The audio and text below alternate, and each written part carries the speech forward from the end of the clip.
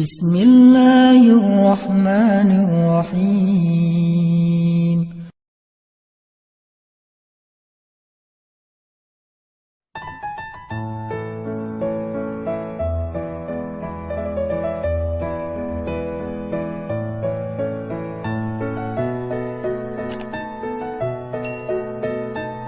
Coba ingat, seandainya orang tua kita mulai sepuh, udah tua renta, apakah pernah ada adegan dalam kehidupan kita membentak orang tua kita sampai orang tua kita merasa ketakutan kepada anaknya sendiri? Orang tua kita nggak berani untuk mengatakan keinginannya, ingin dibuatkan atau ingin dimasak, ingin dibelikan satu masakan kesukaan dia, saking takut dan saking kagetnya orang tua kita terhadap sikap kita yang pernah memarahi, membentak, bahkan kadang mencela orang tua kita.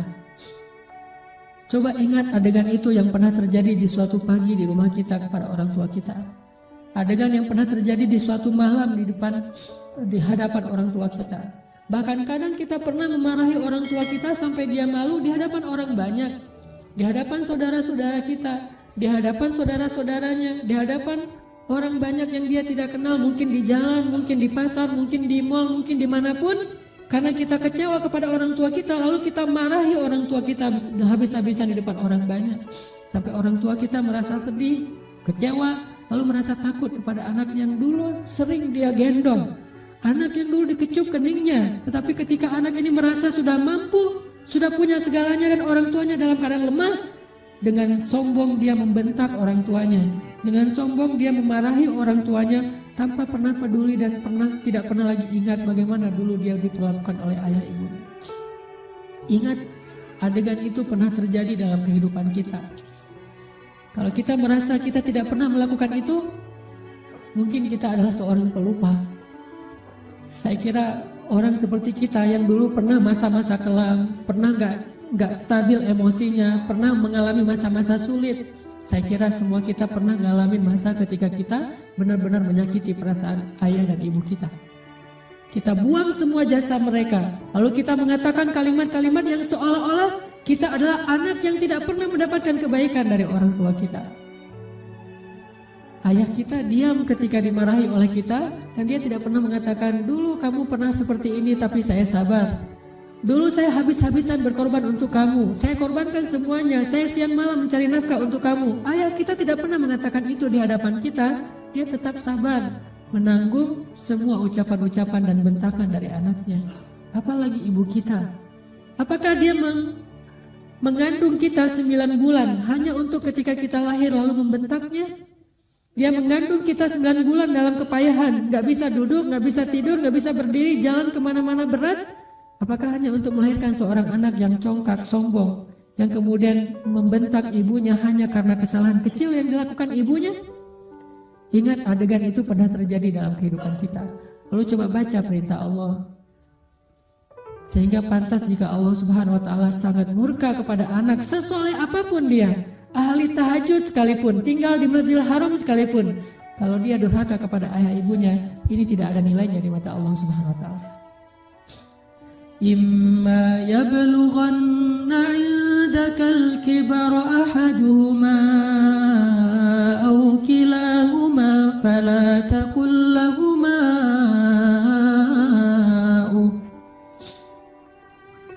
Seandainya salah satu dari mereka atau keduanya tumbuh atau hidup bersama kalian dalam tanggungan kalian, maka janganlah sekali-kali kalian mengatakan kepada keduanya kalimat-kalimat yang menyakiti. Uffin. Allah larang kita untuk mengatakan itu.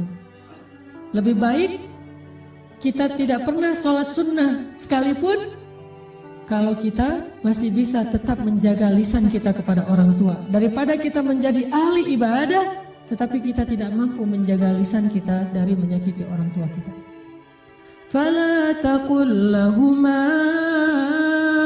أف ولا تنهرهما فلا تقل لهما أف ولا تنهرهما وقل لهما قولا كريما. فلا تقل لهما أف. Kalimat uf ini adalah kalimat ketika seorang anak tidak mau mendengar ucapan nasihat dari orang tuanya. Dia berpaling, maka itu adalah kalimat uff. Dia tidak mengabaikan apa yang diucapkan oleh orang tuanya adalah kalimat uff. Orang tuanya belum selesai berbicara, dia sudah pergi, itu adalah kalimat uff. Orang tuanya memberikan usulan tetapi bagi dia itu sesuatu yang tidak penting, maka itu kalimat uff. Semua kalimat mengabaikan yang menyakiti perasaan orang tua kita adalah kalimat uff. Sedangkan wala tanharhuma adalah kalimat seorang anak yang merasa lebih benar daripada orang tuanya. Kalimat sombong, kalimat yang seorang anak merasa lebih tahu daripada orang tuanya. Atau bisa jadi orang tuanya melakukan satu kesalahan kecil, lalu anaknya melarang orang tuanya melakukan kesalahan itu. Ibu, jangan malu-maluin saya di depan umum. Ayah gak usah seperti itu. Melarang orang tuanya melakukan sesuatu yang menurut dia tidak pantas, itu termasuk wala tanharhuma. Jangan larang dia, biarkan dia melakukan apa yang dia kehendaki selama itu bukan dosa besar. Bahkan apalagi urusan-urusan sepele di rumah tangga kita. Mungkin dia melakukan sesuatu yang gak berkenan bagi kita. Katakanlah misalnya dia memakai baju yang menurut kita tidak selalu pantas. Katakanlah dia beradab dengan adab yang tidak terlalu kita senangi. Jangan larang dia, tetapi ajaklah dia bicara yang baik-baik. Jangan pernah melarang dia melakukan sesuatu yang membuat dia merasa disalahkan, yang membuat dia merasa sensitif. Karena semua itu masuk wala tanharhuma. Terus apa yang harus kita lakukan? Wa qul lahuma qawlan karima. Katakan kepada keduanya ucapan yang karim, ucapan yang mulia. Bagaimana ucapan yang mulia? Disertai dengan senyum dari anaknya, dengan suara yang lemah lembut, dengan tetap menjaga perasaan orang tuanya. Itulah qawlan karima. Tapi kalau kita mengucapkan kalimat yang paling benar sekalipun, bahkan tentang perintah Allah sekalipun, kita bilang kepada orang tua kita, atau kita larang orang tua kita dari berbuat satu kesalahan. Misalnya ibu kita membicarakan tentang orang lain. Dia menggibah, karena dia tidak paham bahwa itu dosa, dia menggibah. Dia tidak pernah ngaji seperti kita, karena gak punya waktu sebanyak kita. Dia sibuk mengurus kita.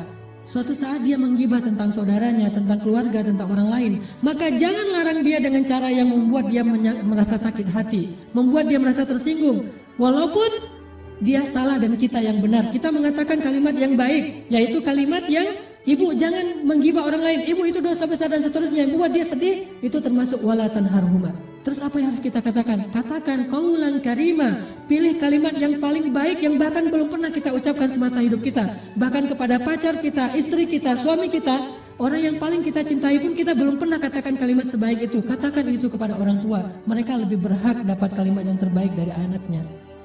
Siapa suami kita sehingga kita memilih kata-kata yang paling santun untuknya, tapi kita tidak menyedekahkan kata-kata itu untuk orang tua kita? Siapa istri kita? Pengorbanan apa yang sudah diberikan istri kita? Dia hanya datang dalam kehidupan kita karena melihat situasi kita, melihat diri kita, melihat kepribadian kita, hasil dari perjuangan orang tua kita.